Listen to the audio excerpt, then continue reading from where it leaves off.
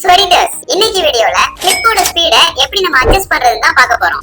இப்போ டைம்லைன்ல ஒரு கிளிப்பை வந்து இம்போர்ட் பண்ணிக்கோங்க. தென் ஸ்பீட அட்ஜஸ்ட் பண்றதுக்கு there are two ways. கிளிப்ல ரைட் கிளிக் பண்ணிட்டு ஸ்பீட் டியூரேஷன் செலக்ட் பண்ணாலும் ஓகே, இல்லனா கீபோர்ட்ல Ctrl+R கொடுத்தாலும் ஓகே தான். இப்போ நார்மலா கிளிப்போட ஸ்பீட் வந்து எப்போதுமே 100% தான் இருக்கும். சோ 100 விட நம்ம அதிகமா வச்சோம்னா ஸ்பீட் வந்து இன்க்ரீஸ் ஆகும், கம்மியா வச்சோம்னா டிக்ரீஸ் ஆகும். இப்போ ஸ்பீட் இன்க்ரீஸ் ஆ டிக்ரீஸ் பண்ணா